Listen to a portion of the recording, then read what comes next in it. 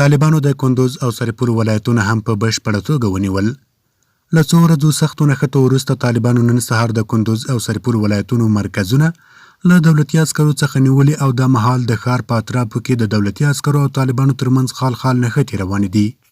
د طالبانو ویان ذبیح الله مجاهد رسنیو ته په استولي پیغام کې ویلي چې د دښمن په مرکزونو د څو پرلپسې او کارنده بریدونو پایله کې د کندوز ولایت مقام، امنیه قومندانۍ، د ملي امنیت ریاست، د محبس ودانۍ، بالاحصار او ټول دولتي تاسیسات نیولي دي. نوموړي دغه راز د سرپل ولایت مرکز اړوند ولایت مقام، امنیه قومندانۍ، محبس او ټولو دولتي تاسیساتو د نیولو ترڅنګ په دواړو ولایتونو کې د ګڼ شمېر وسلو او زیاتې اندازې مهماتو د نیولو خبر هم ورکړی دی. مجاهد په کندوز او سرپل ولایتونو کې په پاتې دولتي عسکرو پسې د تعقیبي عملیاتو د دوام ترڅنګ خبرداری ورکړی که چیرې یاد عسکر له جګړې لاس وانخلي نو له منځه به یوړل شي.